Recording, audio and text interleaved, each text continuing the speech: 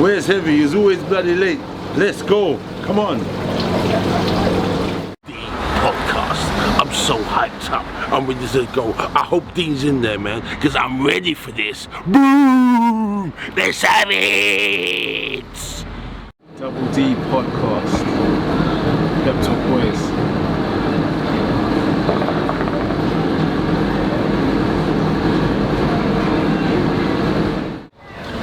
Hi guys, this is a Double D podcast with me, Heavy D, and Big D. And we have a guest right here, Frankie Pro Beez from Pep Talk UK. He's going to be coming in he's got his boxing insight and his expert knowledge, and we're going to be talking about some boxing subjects, what's been going on in the last week. We're just going to start off, we're going to go straight into it with the Billy Joe Saunders signing for Matchroom. What's your take on it? We did speak about it briefly, I think, was it last week with Ara Davis. And I predict, you said he was going to go to Top Rank? No, I didn't actually say that. If you go back and check, I said there's a potential he could go to Top Rank or ESPN because of Tyson Fury. But the wise bet, because of the trainer also, because of the wise bet, you go with Matchroom because they're one of the biggest platforms. Yeah. They're with DAZN, they're with Sky, and it's one of one of the best platforms to be with. Yeah. He's been with Frank Warren for a while. He's done tremendously well. He's got him two-time world champion, and he's done great. So going to Matchroom now is a whole different stable of fighters. He gets to pit his wits against, and now they're going to be able to make the Andrade fight, the Golovkin fight, the Canelo fight. So it's a brilliant move for Billy Joe Saunders as far as I'm concerned. But my options were those two because of Tyson Fury. There was a potential that he could go there, but as a betting man, I thought it might be inside because he's from the UK. You're going to possibly go to Matchroom because they're possibly the biggest platform now in the UK and beyond. So yeah. Well, I correctly predicted. I put my neck on the line. And I said Matchroom. All right, and I wish the bookies would have been want to book on it because I would have won a bit of money. But yeah, I just had a feeling. I just think that's where the rest of the big fighters were. Hey, you're the man in the know. That's what I see. Nostradamus. He's lucky, mate. It could have been off of your head, to be honest. So if he did get it wrong, it would have been. But hey, do you know? I think essentially. When you see your mate Tyson Fury making a whole lot of money on Top Rank, fighting in front of some big crowds, and he's getting that traction, and he had the Wilder fight as well. It's only right that Billy Joe says, hold on, my mate's doing that. I want a bit of that action. So you're talking about more money, and you're talking about the biggest fights. Canelo, possibly at 160 or even 168. You're talking about Callum Smith, big domestic fight. Big fight. And I must say, I rate Billy Joe, but Callum Smith is a man really not to be played with. His hands are heavy. He's a natural that way as well. That's 168. He's a natural. That's it. He's a big 168. He's even more light heavy. I look at him as a light heavy. You know what I'm saying? He's big for his weight. So big fights are there for Billy Joe Saunders, and I think what he wanted is he wanted those big fights because domestically he's cleaned up, European, all up to world level, two-weight world champion, and now's the time for him to be at 29 in the biggest fights. Canelo went fighting BJS, Triple G went fighting him, so it's about time. You know what I mean? For him to be in the biggest fights. You saw against David Lemieux when he did that. You know what I mean? He boxed perfect. I mean, the guy after 5 rounds, he couldn't even lay a glove on him, and he just got frustrated. Well, what you got to appreciate is styles makes fights. Lemieux was tailor-made for Billy Joe Saunders because of the movement, the southpaw. It was always made. Just even like the guy he won the belt off recently as well, tailor-made for him. But let's not take nothing away from Billy Joe Saunders. Brilliant boxer. Former Olympian, and he's a two-weight world champion. Listen, he has got skills to pay the bills. You know what I'm saying? So going up against those guys, like he says, if he believes he is the best at these divisions, he's going to go in there and let's prove it against the likes of Canelo and Triple G. I think Triple G, for me, is another one of those guys who might be tailor-made for Billy Joe because of the style, but if he stands hits in Billy front Joe, of him, exactly.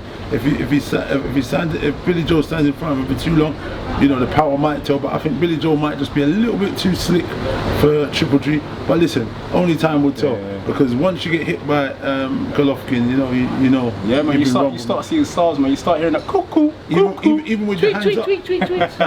Even with your hands up. So it's going to be interesting. Andrade, another one, brilliant boxer. That brilliant fight with those, that is a mad technical fight with those two guys. So listen, he's gone there. Two things. He's going to be in great, mega, brilliant fights across the globe, the zone, Sky, big platform, and he's going to be, you know, potentially getting a lot more money, as Eddie Heard said. So, you know, he's in the twilight season of his career now. So let's see how good Billy Joe Saunders really is. And if you look at the landscape, at 160, who else is there to fight apart from Andrade, Triple G, Canelo? That's it. If you can't make those fights, then the only move that you need to make is to move over to Matchroom. And he's got something to bring to the table. He's got a belt. Before they could say, well, that was their excuse. Oh, well, you haven't got a belt, and you know we're not going to fight you and stuff like that and whatever. But now he's got a belt. He's got something to bring to the table. Another thing as well, at the Dylan Whyte fight, Andrade was there, and I went up to him and I said to him, I said, you know, if if you do fight Billy, you know he's going to beat you, right? You know he's going to beat you, and he said, get out of here, man, get out of here. But we had a bit of a banter, But yeah. I think Billy Joe will beat Andrade. I think that. I'm not just saying it because I know him. I think that he'll beat him. That's your opinion, and fans, we'd like you to comment and give us your opinion, and see if you're going to put your neck on the line like this gentleman here, Heavy D. I'm not too sure about camera. Yeah. I would have put my house on it, but I mean, it's definitely an interesting fight. You don't think he'll beat Andrade? I'm not sure. They're both very skilled fighters. He's a champion. Andrade. He's a southpaw. So listen. I don't know. Styles makes fights. I guess those two are they might cancel each other out a lot. Okay. Let's see how it goes. Let's put it like this. All right, Billy Joe versus GGG. I think Billy might be able to box a bit around him and get the win. I think that one, he'd get it on points. I think. He'd get on points. It'd be a tough one, but I think he'll just shake him. Yeah. The timing is right. BJS versus Canelo. That is a monster fight. Canelo is an absolute beast. Yeah. Listen, the only man to beat him is Money Mayweather. Yeah. So what you got to appreciate, he's 51-0. He's seen it, done it, and he's improved since then. He's a lot stronger, more durable. He's like a little mini machine. You see the structure. He punches to the body hard. He goes to the head hard. He is an absolute beast. I don't know, you know, because like I said, he's had a lot of fights, Canelo, and he's improving time and time again. He's had a few close fights with Triple G where I felt Triple G maybe won the first one, the second one was pretty close. But I think that is an exceptionally close fight. And I just think, listen, he does catch and counters, he goes to the body, he goes to the head, he's good uppercut. I don't know, listen, like I said, Billy Joe's in there with a chance of all these guys because he's at that kind of level. But we're gonna really see now that he's moved across the pond to Sky and DAZN, we will see the real Billy Joe. Will he stand up? Will he show us that he is the elite of the elite to be able to beat these guys? I'm not going to put my house on the line and say he will. I don't know. I believe he's an exceptional fighter, and good luck to him. Everyone's sitting on the fence getting splinters on their ass. I'm going to ask you. Against Triple G, I think. And no sit on the fence. You got to say one or the other. Hey, do you know what? I have to meet these guys at press conferences, so I have to sit on the fence sometimes. But these guys just might pull up on me. But against Triple G, I see Billy Joe convincingly win that in a points decision. I think Triple G's been a great fight over the years, but I think the time is now. He's slowed down. You saw against the fight against Steve Rolls. Even though he won the fight, he was a bit. He was slowing down. You know, Father Time is sort of telling. And against Billy Joe Saunders, who's going to constantly move around the ring, create the angles. His footwork is brilliant. It's going to be all wrong. Do you know what? For Triple G. A lot of people think that the Canelo fight is going to be the hardest, but I think that could be the easiest. Do you know why? Because he's beaten the blueprint, which is the same blueprint as the Lemieux. The Matador, he was the bull of the Matador. He was the Matador against Lemieux. No, my friend, you cannot put Canelo in the same as Lemieux. They're both big punchers. They're totally different. Canelo's boxing brain and IQ is way different. He knows how to cut the ring. He knows how to go to the body. It's totally different. Listen, they're not in the same league. I'm not being funny. Sorry to. They fought each other, didn't they? They're not in the, I can't remember if they fought each other, but just know. Just know. They're not in the same league. Sorry about that. No, but you know what? I think, like I said, I think BJS is all he's made. Like he's made for Triple G. I see him beating Triple G, no problem. Like the time is now. I think Triple G could be his hardest fight. I think Canelo could be the easiest. I mean, that's just opinions, man. So, you think Canelo would be his easiest? I think Canelo could be his easiest. I think Canelo would be his hardest. That's what I would possibly. Yeah, and I think that for most fights, Canelo, what is it, full-weight champion now? He is like seasoned from like only losing to Mayweather. Look, Canelo, when he come up against a boxer with defensive skills, which is the same as what Billy Joe's got, very similar to Mayweather sort of style, outright boxer, he came unstuck. Canelo only does well against fighters that come in forwards. No, absolutely. But what I'm saying but Billy Joe doesn't come forward. That's a good point. That's a good point. What you got to remember, he still found a way to win. That's what you got to understand. He found a way to win. Canelo. So name the guys you're actually talking about. I'm talking about Lara. No, I would say that the only ones that Canelo has had most success over are guys who come forward, like Golovkin's, like all the people. That's not the question, my friend. You said the ones who move. So let's try and get to the point of who were you referring to? The only one that said he had trouble with the ones who moved and gave him angles. So let's get to that. It's not Mayweather. No, but that's you can't. Let's take Mayweather. He's in a different planet to all these boys. You can't talk about Mayweather. That's his sole defeat. Who is another person you believe who gave him angles and gave him a lot of trouble? Lara gave him a little bit of trouble. I believe a lot of people said that was a close one, but yet again, that was many years ago, and he's come along and he's very seasoned. But I don't think he's come across a complete boxer as Billy Joe, apart from Mayweather. He's never come across a complete boxer. So are you trying to insinuate somewhat that Billy Joe is on the same level as Mayweather? No, I didn't say that. No, I didn't say that. I said, what's he trying to no, I said that Mayweather is a complete boxer, and Billy Joe is a complete boxer too, but not on the same level as Mayweather. But he's an out-and-out boxer. Basically, he's a pugilist. Basically, the skill set is very similar. The skill set is very similar. Okay. Skill set is very defensive, very hit and don't get hit. It's the same ideology as what Mayweather and Billy Joe's got. They don't come forward. They come and they pick you off, and they do it very well. They're out of harm's way. They're out of harm's way. They're never in. They don't come in. Canelo relies on these most successful come when people come in and bam bam bam.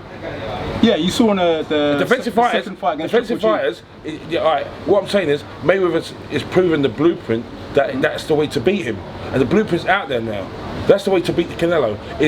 And the only fight I can see out there, not the same as Mayweather, but very similar style, who's the closest out there, is Billy Joe Saunders. So this is when he could come a copper. Well, I guess that's why we have opinions, I guess. Opinions. But opinions are like arseholes, everyone's got one. Hey, but one thing I do know is, like, Billy Joe, you saw the Lemieux fight, when it comes to the big occasion, he turns up. That's what I'm saying. He's one of those fighters that finds it hard to get himself up for the lesser fights. But I think on the biggest stage, him with Matchroom, under the big lights, I'm seeing some lit fights. Do you know what? Sometimes the bigger the stage, sometimes you know, some people are big game fighters. The best comes out of them, and they rise to the occasion. Sometimes they can go against them, but we don't know. We haven't seen the best of him yet. So that's probably why he's gone there in the first place, to try and get the best fights, to see the best of him. He said so. We got to see. Time will tell. But Billy, pick up the phone. I've been trying to call you to get you on the Double D podcast. Come on, pick up the phone, Billy, man. I want to hear you say your piece on the Double D podcast. You know I'm a big fan, Billy. Come and do the Double D podcast. BJS, baby. Yeah, baby. All right. Secondly, we're going to talk about the AJ and Lennox Lewis. The beef. Woo! The clown, the circus. Clown. Was that a bit strong from AJ? You know what? It's quite weird. Lennox seems to have been throwing a little bit of shade for some time now, and AJ seemed to have kept his cool, been a cucumber and chilled and just relaxed and didn't say too much. Tried to be respectful, and. Can I say something to you? Don't you think that Lennox has earned that right to be able to talk like that? Listen, it's his opinion, but then at the same time, you know, when you're you're from the UK. These are guys, a different generation of kids that are coming up, or boxers, we wouldn't call them kids, whatever, fighters that are coming up. Maybe as an older generation person, you might want to put him aside and give him a friendly word in his ear and say, listen, I've been here, I've done this, I've seen the pitfalls, I've seen when I'm at the pinnacle and when I've lost. People don't put people aside. In the social media world, they don't do that no more. Everything's out in the open. But it's not really social media. These guys are the elite athletes. He's a unified heavyweight champion. He was undisputed champion. Lennox should maybe pull him aside. Maybe seen him and spoke to him, and maybe many other boxers here, not being funny. But maybe he has. Because I just feel like maybe he has pulled I feel like, you know, like there could have been a bit more encouragement for your UK people. You know, I don't normally go against the grain against many UK fighters, because if they're fighting abroad, I'd want to back my UK compatriots, you know, and the home fighter. There's only probably one occasion that I've gone against the grain, but let's not go into that one. But I mean, I don't really go against the grain. So when you see home fighters, you know, you want to try and spur them on. You want to try and give them words of wisdom. And I think maybe Lennox didn't do that, but he doesn't have to. There's no reason for him to do that. But I feel like he could have been dealt with a bit better. Joshua just had enough. You know, he's lost his belts. Right now he's trying to get his nut down, and people keep talking to him about stuff, and he's seeing stuff about Lennox quite regularly, and then he just thought, you know what, this bloody geez is a clown. I've had enough. So what's this guy gonna do to me? Do you agree with him? Listen, that's his opinion. I'm not commenting on nothing to do with it. All I think is, I just think he's in the top five. Top five. Lennox Lewis. Heavyweight boxer of all time. No, Lennox Lewis was an absolute savage. He was a G. No doubt about it. If you're talking about that, we're not talking about his pedigree in the ring. We're talking about this guy as a human being, as a sports person from the UK that represented Canada and the UK to a degree, and talking about the guys that are coming through. Because someone was talking to me about this yesterday, talking about the guys of yesterday were way better than the generation now. We can't look at it like that, because it's different times. But people always do it. You know what? And you know it's quite funny. I broke this down for them. I said to them, you know, the guys in the 60s and 70s were a lot more hungry. You know, when you're coming from the times of the riots, the Black Panthers, all those kind of things breeded a different kind of animal. You know, the segregation for people, black folks and white folks and so on, it breeded a different kind of animal. You had a big epidemic in America where, you know, drugs was a big part for some of those guys. A lot of those champions were heavily on drugs, coming up through certain things, you know. Now when you fast forward, you got people in Western society where they get a lot more aid. You got people on benefits who are living better than people who have jobs. You know, that's a total different subject. But what I mean is, times are different. So people now, the desire, the hunger is what I'm talking about, isn't the same. So I think now for the younger generation coming through, you know, a lot of them. There's a lot more options. Yeah, there's a lot more options now to do stuff. People are hustlers. People are making. You got a lot of young guys hustling, got money, driving. So the desire to be a boxer, I can live a similar life and just be a normal cat on the corner, just cutting chew, drinking a Guinness or a Dragon Star or a Heineken. So when people look at it, it's different times. So for me, I look at it, the guys who achieve this stuff in this day and era, and this day and age, and this era, it's actually quite an achievement, because there's so much obstacles and distractions a little bit now. But everyone's got their time. The guys back in the day, hats off to them.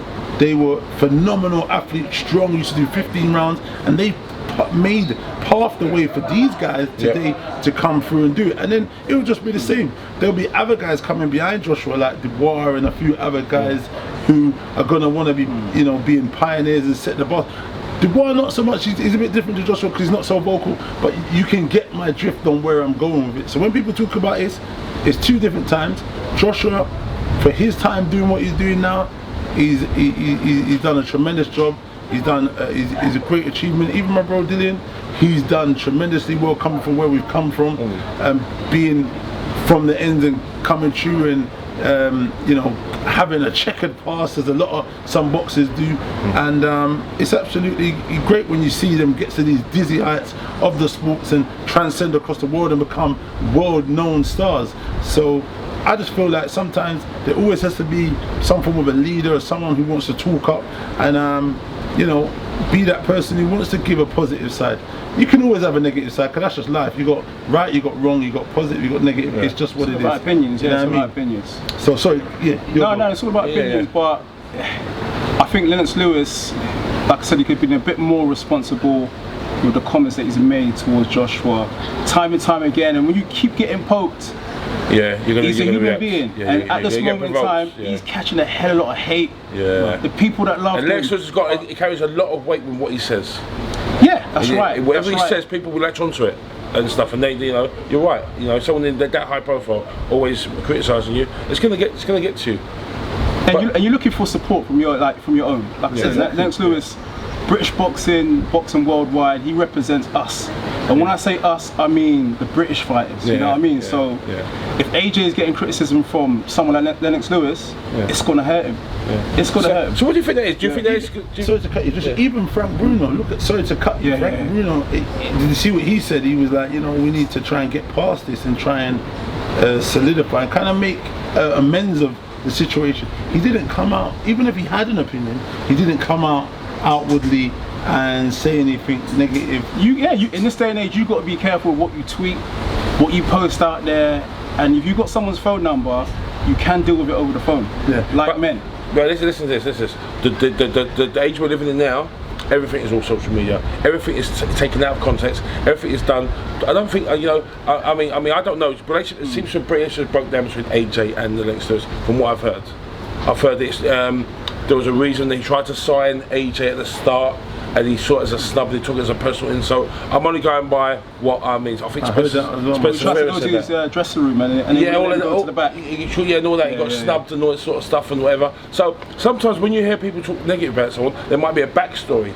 We don't know what that so we don't know what that backstory is. We don't know. It's just what exactly what went on. Well, do you know what? But something's happened.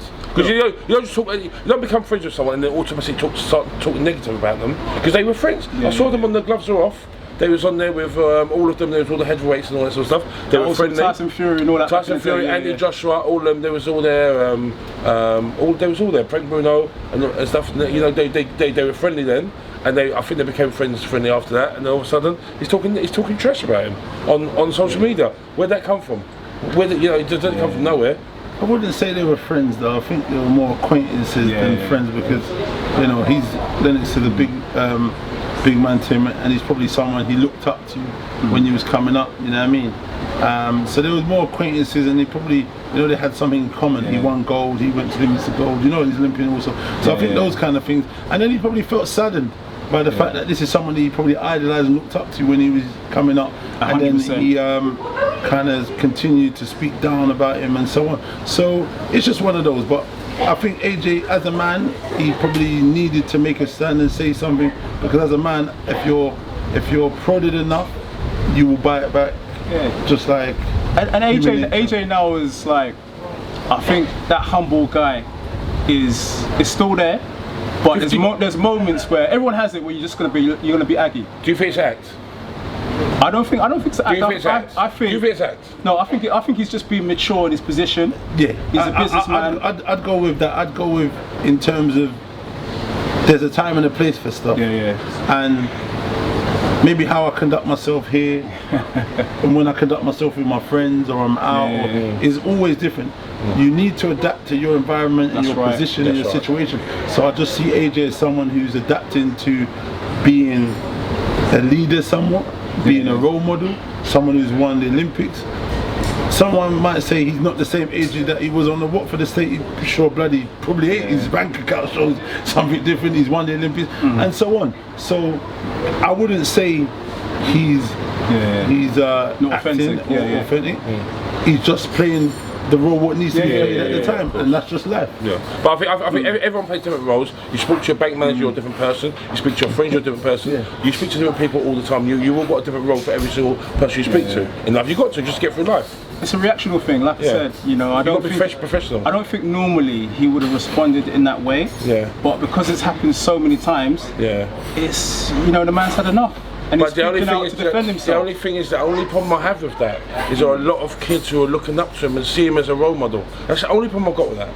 And they're going to think, it's okay to be able to. Is a clown a bad word?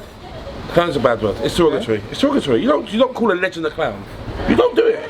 You don't do it, I'm sorry. If you called it meatball, what would you afford? Because technically, you could put spins on it. You could put spaghetti. You know. Do you not think that's derogatory? But he could mean it in a different way, right? A clown makes you laugh. Yeah, he said he could mean it in a different way. He said he's the jester. But you saw it. You're a joker, innit? We mean exactly. You're a joker, bro. You know what I mean? It could mean it. But you saw the context of what he said. He said you saw the interview. In the interview, he said, "Do you know what? What legacy? I've got my own legacy. I don't care. I don't respect him." You saw the context of it. You saw it. You saw it. Everyone saw it. Listen, if you say something in the interview, I don't respect him. You don't respect him. Doesn't matter what you say. Do you know what? There's reasons to everything. But I respect both fighters. I respect both fighters. Lennox Lewis, I grew up off that. Listen, Lennox Lewis is a damn legend. I grew up with that. Uppercut, that jab, he was a boss in the there. The 1-2. Exactly. Lennox Lewis. That fight with Vitali was a mad thing. With McCall, Oliver McCall. He had so much great fights. But listen, fast forward to today, they call him the clown, the jester. I don't know, but I mean, listen, I like Lennox when he was, coming up. I was a big fan of him, and like I said, AJ entitled to his opinion. But I'm also sorry to cut you. I'm a big fan of AJ also as well. Shout out to AJ. Gave him my first big interview. Secondly, AJ transcended the sport when Klitschko put people to sleep. I've got to say the real. 10 years. I've got to say the real. It's true. He definitely changed the way. But when you say Tyson Fury done that, Tyson Fury freed up the belts. Is that just Tyson Fury? No. It was a bit different. Even after that fight, it wasn't still. When AJ turned pro and he signed to Matchroom and they put that energy behind him and the backing to the whole of the UK.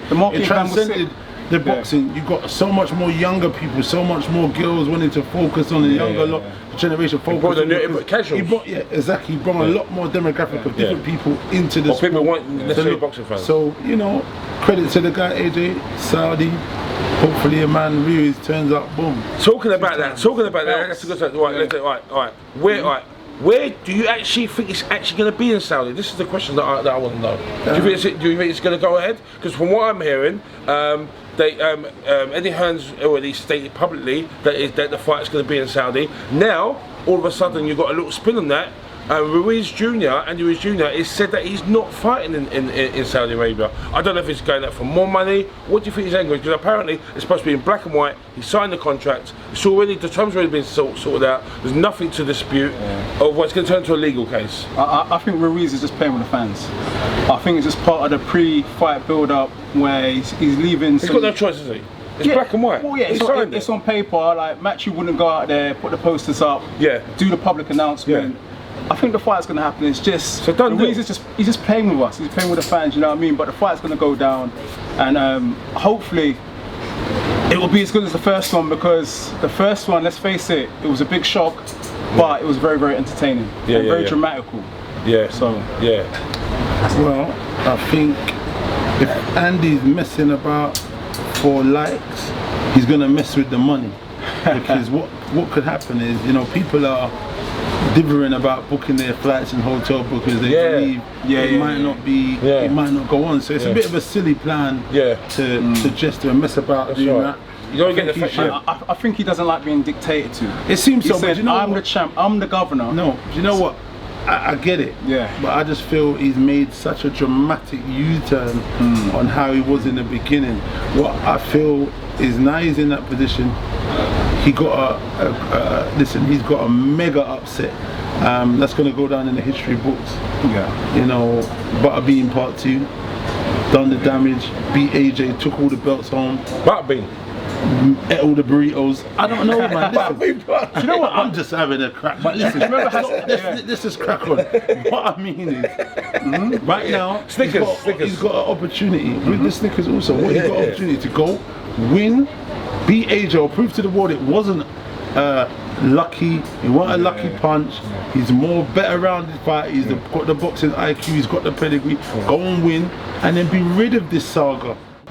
So there we have it, guys. I'm so excited for this fight. Okay, let us know what you think about the big fight, the rematch. It's going to be in Saudi. You can share, comment, like, subscribe to Pep Talk UK. We're going to sign that now. It's been a pleasure. Big D. Double D podcast, man. Double D podcast! Podcast, come on. Make sure you comment. Pet Talk Boys. Boom!